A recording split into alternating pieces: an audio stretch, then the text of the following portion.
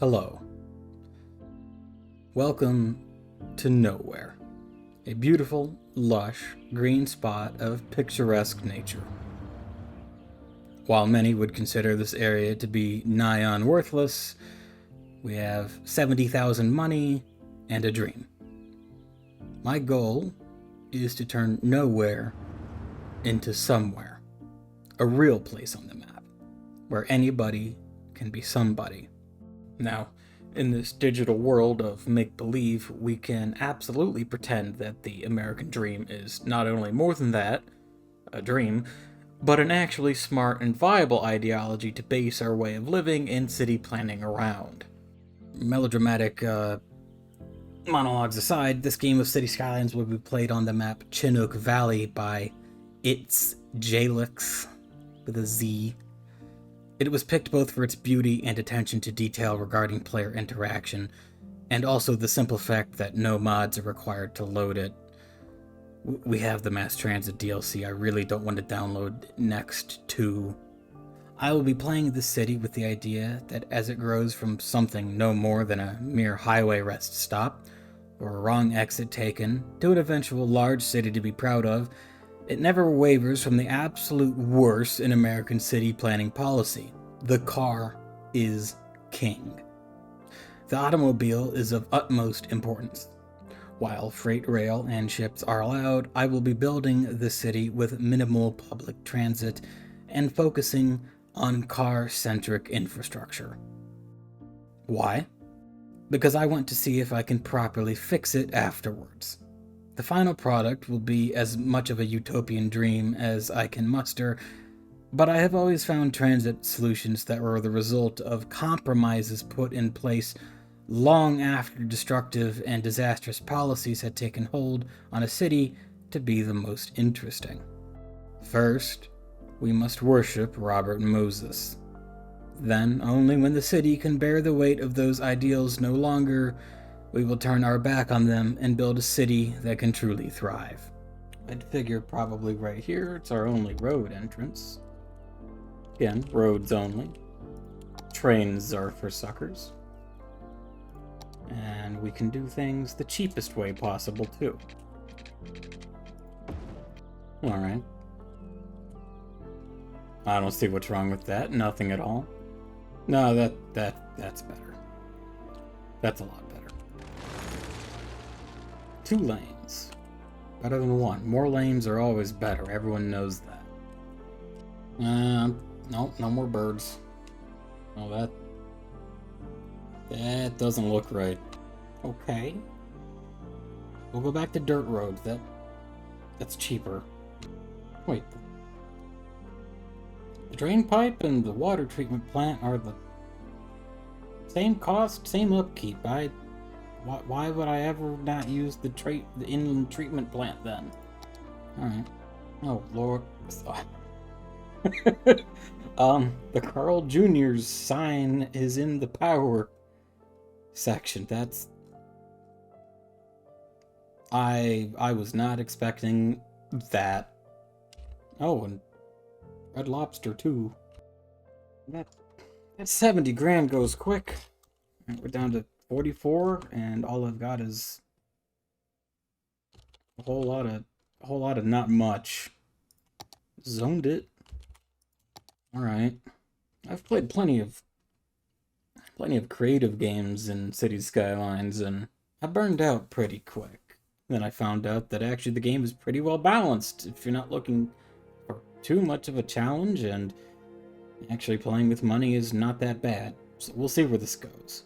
We're also working with the, well, it was originally the 2 mods, no need for pipes and no need for power lines, but that's been integrated into the 81 tiles mod, so there's just no need for power lines or pipes. Unless it's over here. Not sure what their deal is. Do I have that active? Yes.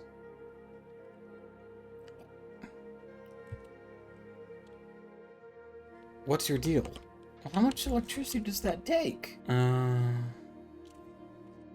put you up here. It's not rocket science. Okay, there we go. Okay. Great, tons of residential zoning. Some industry out here. Pollution doesn't matter. Put some up there. I don't want to just zone huge chunks of it. I want to keep it spread out. And hopefully soon unlock farming, because there's a bunch of good farmland right here. I want it. I want it badly. Now we're schmoving. Alright. Fast forward it. 2 big bites, just like every normal game. That's how you know things are working properly. Gotta have all of the same building. I put down a gas station to really give it that highway rest stop vibe, but they're kind of expensive. It's too quiet. I'm bringing the birds back. Okay. First milestone, you get a trash pile. And there's other things, but I'm focusing on the trash pile. That's an industry. Just throw it on the ground. And give the industry some room to breathe. Don't think ahead. Just do it. Don't plan anything. But at least we're in the green. That's nice. And we're only getting 1 family per household. We're using the realistic population mod, so because of that, we're able to purchase land at any point in time, given that we can at least afford it. Because after about 3 or 4 squares, if you don't have high density, you actually can't fit. It's really hard to fit enough people to actually unlock more squares. Oh, it's raining. And now I can make a trash pile. I mean, there's other things in here as well, but they're not as visually catching. That really is it, isn't it? It's just a landfill. Oh, landfill has more trucks. Okay. Am I crazy, or is this a really good place for a dam? I don't know how much I'd get out of it. It's not worth my time. I don't have it unlocked. Alright. Agriculture. We're gonna be farmers. No, I know what we're missing. I don't have parks. I can't add parking lots. Oh. Guess it's time for farms. That's the only thing. Oh. Oh, I can do the zoned industries, but not the actual ones that you place. Okay. I'm not doing that. I'll just keep going until I unlock what I want. Forgot about services. 1 milestone has a lot of things that unlock: parks, industries, pedestrian areas. The park areas. Overpowered. Great, now we can start playing the game. Crime. Look. Crime is fine. 4 cars is enough. There's nobody here. Figure a recycling center would be nice, and then it eats up all my electricity. Okay. Put down another one of those. Trash pile is funny, but I want something I don't have to worry about in 2 hours from now, so it's gone. Putting down a spot for the farms. Hemlock zone. It's more like it. Parking lots. The American dream. We're gonna pave the world. We're gonna pave the world and it will be better for it. A little more taxes never hurt anybody. I think to bolster the need for industrial, I'll just remove these so that we can start on our farming applications. And once this pollution slowly dissipates, we can put more residential down here. Alright, the working plan here is that these houses are on the chopping block, and we're gonna put one of these city parks, the park area, the custom parks, you know.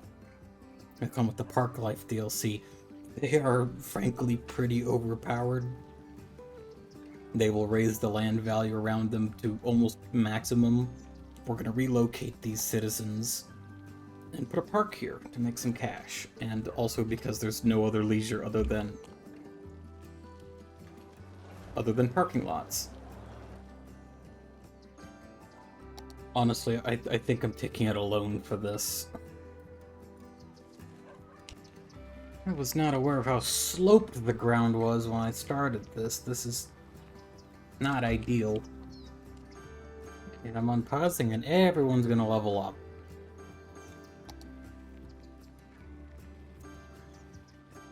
Just watching it go. Alright. Putting a little neighborhood over on this side of the river. I figured, why not? We've got the space. All of a sudden, those 4 squad cars... It's not quite enough. And here's a little trick. The budget screen. Oh, how is this a trick? Raise the budget, you get more cars. Yes, sure. See, there's a trick called the 101% trick. Simply raising the budget from 100 to 101 gives you an entire extra vehicle for every service building. And here we go. New milestone. Thank God, finally. Okay, look at all these new services that we're not going to be using. Okay, maybe the post office, but that's it. I can also build highway interchanges, which is nice. Once again, now we can start playing the game. Back to budgeting. Yep, now we've got 5 cars we can use. Alright, in fact, all these fields and industries get a whole extra truck too. Getting a bridge from this new neighborhood over to the industrial area, get it over this river, but you know what? It's cheaper to just not do that.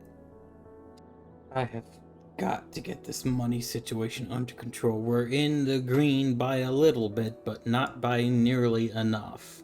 Alright, park's done. It leveled up to 4 stars, which is, I mean, you don't really need that much space to get a 4-star park.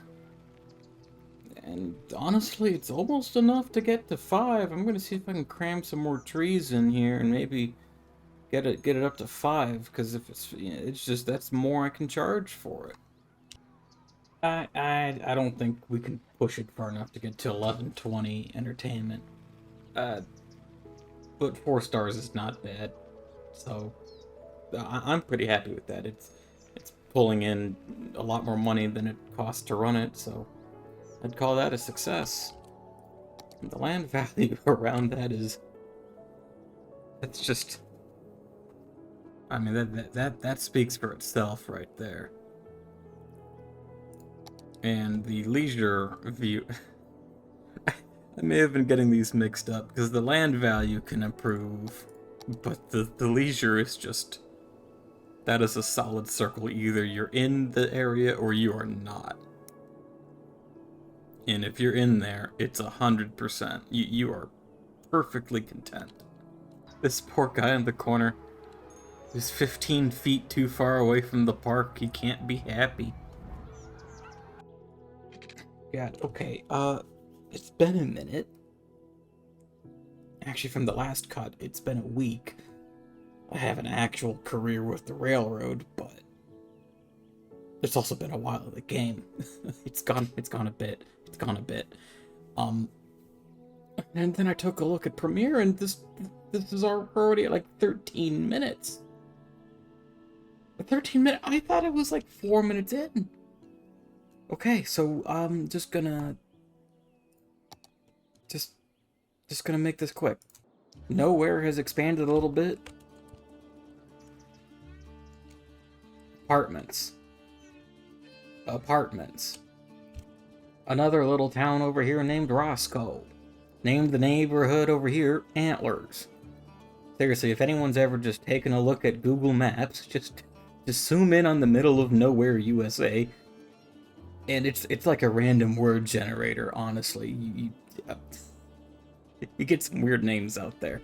Agriculture is coming along real nice. We're getting highways. I'm a big fan of frontage roads, and I know these are a little wiggly, but it's Cities Skylines 1, and this is a happy medium between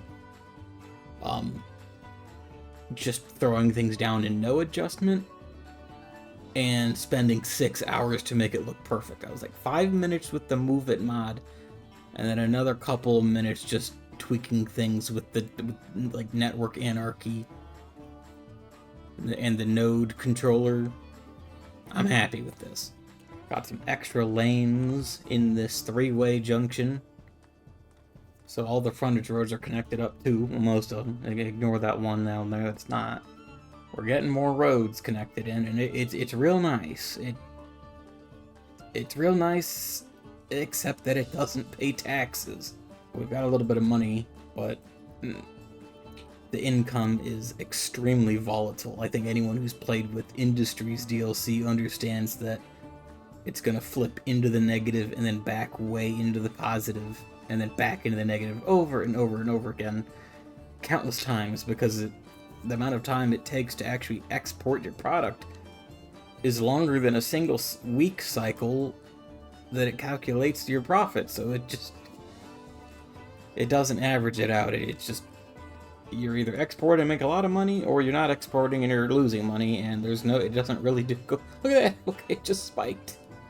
$2,500 per week. Okay, what am I trying to say? It's a little inconsistent. Once you get the basics down, doing the same little nitty gritty is kind of repetitive. But I'm finally doing what I wanted to do, was put little towns everywhere and then connect them later. We've got Roscoe, Antlers, the main city of nowhere. Outside the map, put stuff here, over here, and here. Put little itty bitty towns everywhere, connected by highways. The American Dream highways. But things are coming along. I just, the problem is I wanted to end. I was like, okay, we'll do like 3, 4, 5 episodes, just, you know, a single digit number of episodes of building up this absolutely massive network of little towns, and then switch over to blessing it with public transit. But I'm only at 4,200 people. And frankly, I need to just get on with it. We're already far enough into this. So we're gonna go real quick here. Trying to just boost this sucker to 10,000 and be done with it. Just get it to 10,000. Just get it to 10k. Oh, good gravy. Okay. I said 10,000. Now it's 14,000. More than tripled the population from last time. I'll go over that. First of all, fishing. I had a realization there's water everywhere. So, I figured fish was a good way to do things. I figured fish was a logical and reasonable avenue to take. And it is. Kind of in the same vein as agriculture. It's just quantity over quality, although being able to build 1 million fish factories also helps. At the small city milestone, we got trains, which means we can export with trains. Say hello to the G-Class Pacific National with 8 cars. It's not American. It's Australian, which is cool. This was picked entirely for the fact that it's always facing forward. When they reverse, the engine car flips to the front. It achieves this by having an invisible car on the back, and whichever direction it's going, it just makes that engine visible, but I like it anyway. I just didn't like seeing the vanilla trains go backwards, so we've got those. More farms than ever. Antlers is a little bit bigger. I'm actually happy with this. You reload the game and this stuff happens. Okay. Wiggle a node a little bit. Come on. There we go. I mean, nothing out here is ever going to level up, but that's fine. Highways have gotten bigger. Much bigger. As I was saying, the highways over here are getting a little more convoluted, but they do seem to be working quite well. With a high-capacity road with a highway connection going up into this valley here that we don't use yet. Actually went out and got the last DLC, the campus DLC, which I always thought was the most worthless. But you go on the wiki and see that it says that one of the buildings makes you earn more money from fishing, and I said, well, by golly, I guess I gotta go get it. Also didn't know you could charge for tuition, so I guess it covers its own cost, so... Okay, I'll admit it. Campus DLC is kind of fun. Really, what happened was, you put a little bit of high density, and with the realistic population mod, you just get households with 20, 30, 40 people in it. You plop one Rico building down, look, 83 households, and with that's going to be 300-400 people right there. Also, I left it at 12,000. I was like, oh, ha ha ha, oops, I went past 10,000, it'll be 12,000. I left the game running for a couple hours, and now it's 14.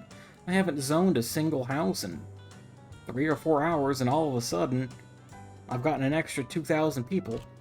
I'm gonna be honest, I don't know where they came from, because I learned that fish markets increase health. So I built a couple of those, and suddenly, people are multiplying like rabbits. We're left with the college town of Northumbria.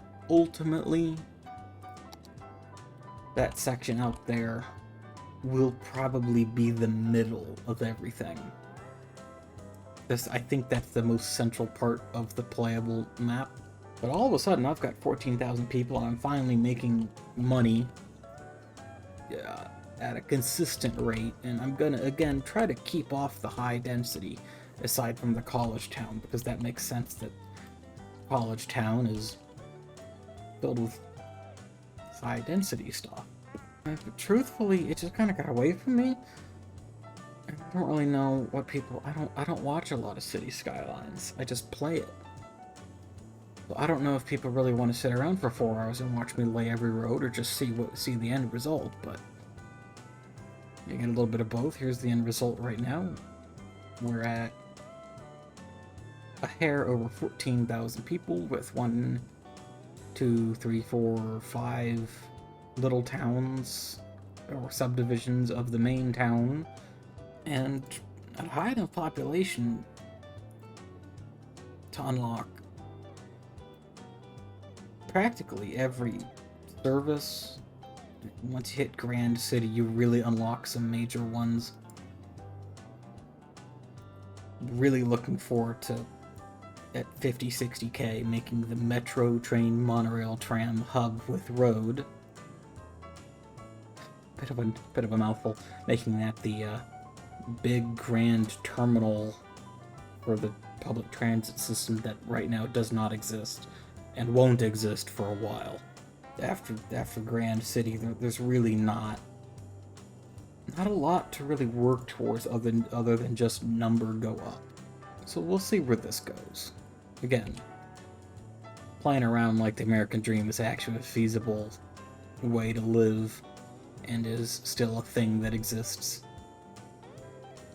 It's 2057 and everything is good.